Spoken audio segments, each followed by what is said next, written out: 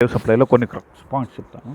Actually value సప్లైలో crux points ఏంటంటే, ఎప్పుడైనా సరే ఫస్ట్ ఆఫ్ ఆల్ వాడు ఏమంటాడంటే రూల్ ఇప్పుడు ఏంటంటే సెక్షన్ జనరల్గా 15(1) ఉంటుంది, 15(2) ఉంటుంది కదా. 15(1) ఉంటుంది, 15(2) ఉంటుంది, 15(3) కూడా ఉంటుంది. అయితే ఇక్కడ ఏంటంటే, ఇక్కడ నార్మల్గా ప్రైస్ అనేది సోల్ కన్సిడరేషన్ ఉండాలి, ప్లస్ అన్రిలేటెడ్ పార్టీ ఉండాలి. ప్రైస్ అనేది సోల్ కన్సిడరేషన్, అన్రిలేటెడ్ పార్టీ ఉండాలి. ఆ తర్వాత కొన్ని చెప్పేస్తా, example pre supply discount, PD post supply discount, ఇవన్నీ మేనేజ్ చేసుకోవాలి. తర్వాత ఏమేమి ఇంక్లూడ్ అంటే ఇన్సిడెంటల్ ఛార్జెస్, టాపిక్స్ అవన్నీ చెప్పేసినాం. ఓకే.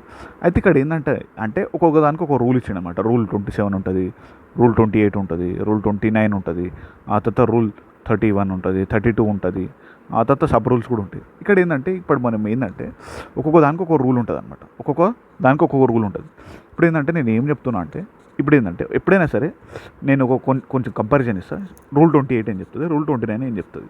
రూల్ 28 ఏం చెప్తుంది అంటే, ఎప్పుడైనా సరే నువ్వు రిలేటెడ్ పర్సన్కి సప్లై చేస్తున్నప్పుడు ఎప్పుడు ఏం చేసుకోవాలి, ప్రయారిటీ, ఫస్ట్ ప్రయారిటీ ఏంటంటే ఓపెన్ మార్కెట్ వాల్యూ తీసుకోవాలి. ఓపెన్ మార్కెట్ వాల్యూ తీసుకోవాలి ఫస్ట్ ప్రయారిటీ, ఓకేనా. ఓపెన్ మార్కెట్ లేదంటూ లైక్, కైండ్ అండ్ క్వాలిటీ తీసుకోవాలి. ఓపెన్ మార్కెట్ వాల్యూ తీసుకోవాలి, లేకపోతే లైక్, కైండ్ అండ్ క్వాలిటీ తీసుకోవాలి. లైక్, కైండ్ అండ్ క్వాలిటీ తీసుకోవాలి, ఓకేనా.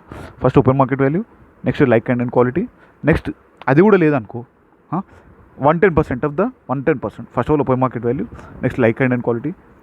లైక్, కైండ్ అండ్ క్వాలిటీ లేదంటే ఒకవేళ లైక్, కైండ్ అండ్ క్వాలిటీ లేదంటే ఒకవేళ నువ్వేం చేస్తావు అంటే 110% ఆఫ్ ద కాస్ట్ తీసుకోవాలి. 110% ఆఫ్ ద కాస్ట్ తీసుకోవాలి. మెజారిటీ ఇదే ప్రయారిటీ ఉంటుంది. ఒకవేళ ఇది ఏంటంటే రిలేటెడ్ పర్సన్ అంటే ఒకవేళ రిలేటెడ్ పర్సన్ డెఫినేషన్ చెప్తా. రిలేటెడ్ పర్సన్ డెఫినేషన్లో ఎవరు వస్తారంటే ఎంప్లాయీ అండ్ ఎంప్లాయర్ వస్తారు. ఎంప్లాయర్ వస్తాడు. ఆ తర్వాత డైరెక్టర్ అండ్ ఆఫీసర్స్ వస్తారు. డైరెక్టర్స్ అండ్ ఆఫీసర్ వస్తారు. ఫ్యామిలీ అయితే డిపెండెంట్ బ్రదర్స్ అంటే brothers, PGBS, PGBS, parents, grand parents, brothers, sisters. బ్రదర్స్లో డిపెండెంట్ బ్రదర్స్ వస్తారు. డిపెండెంటా నాట్ డిపెండెంట్ అనేది క్వశ్చన్లో అబ్జర్వ్ చేసుకోవాలి. ఆ తర్వాత ఏంటంటే ఎవరైతే కంట్రోల్ చేస్తారో వాళ్ళు కూడా వస్తారు.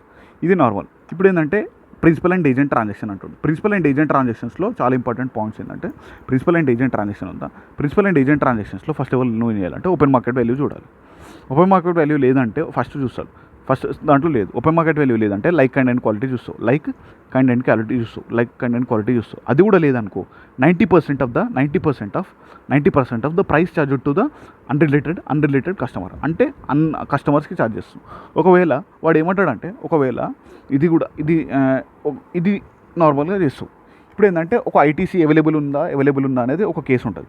వాడు ఏమంటాడంటే ఒకవేళ కస్టమర్కి ఐటీసీ అవైలబుల్ ఉంది, full ITC is available to the recipient అని ఉందనుకో, ఇప్పుడు వాల్యూ ఆఫ్ సప్లై ఏం తీసుకుంటావు. Value of supply open market value అనేదే నీకు వాల్యూ ఆఫ్ సప్లై అవుతుంది. అంటే ఐటీసీ ఫుల్ ఉందనుకో, ఓపెన్ మార్కెట్ వాల్యూ అనేది నీకు వాల్యూ ఆఫ్ సప్లై అవుతుంది ఫుల్ ఐటీసీ కేసులో, ఓకేనా. ఇది నార్మల్. ఇంకోటి ఏంటంటే మనకు క్వశ్చన్స్లో వాడు ఏమంటాడంటే రూల్ 29లో ఈ సమరీ అనమాట, క్వశ్చన్స్ సమరీ. ఒకవేళ ప్రిన్సిపల్ అండ్ ఏజెంట్ ట్రాన్సాక్షన్ ఉంటుంది.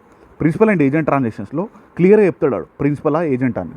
సోల్ ఏజెంట్ అయ్యి ఉన్నాడు అనుకో, సోల్ ఏజెంట్ అంటే ఏజెంట్ ఇప్పుడు ఎవరు ఇన్వాయిస్ రేజ్ చేస్తారో చూసుకోవాలి. ఇన్వాయిస్ రేజ్డ్ బై ఏజెంట్ ఉన్నాడు అనుకో, ఇది షెడ్యూల్ 1లో కవర్ అయిపోతుంది కాబట్టి, ఇది షెడ్యూల్ 1లో కవర్ అయిపోతుంది కాబట్టి, సప్లై అవుతుంది కాబట్టి రూల్ 29 ప్రకారం వాల్యూ చేద్దామని అంటాడు. ఒకవేళ ఇన్వాయిస్ రేజ్డ్ బై ప్రిన్సిపల్ ఉందనుకో, అంటే invoice raised in the name of the agent ఉంటే ఒక case, invoice raised in the name of the principal ఉంటే invoice raised in the name of the principal కాబట్టి ఇది షెడ్యూల్ 1లో కవర్ అవ్వదు, దీని మీద జీఎస్టీ పడదు, ఓకేనా. నెక్స్ట్ ఏంటంటే ఇంకో కొన్ని అడ్జస్ట్మెంట్స్ ఏముంటాయంటే, ఎగ్జాంపుల్ గిఫ్ట్ ఉంటుంది. గిఫ్ట్ ఉందా, గిఫ్ట్ కానీ ఎగ్జాంపుల్ ఫ్రీ కానీ ఇది రిలేటెడ్ పర్సన్కి చేయాలన్నమాట. గిఫ్ట్ అనేది గిఫ్ట్ అనేది రిలేటెడ్ పార్టీకి వితౌట్ కన్సిడరేషన్ అనేది గిఫ్ట్ అనేది ఫస్ట్ ఆఫ్ ఆల్ గిఫ్ట్ అనేది రిలేటెడ్ పార్టీకి వితౌట్ కన్సిడరేషన్ చేస్తే సప్లై అవుతుంది.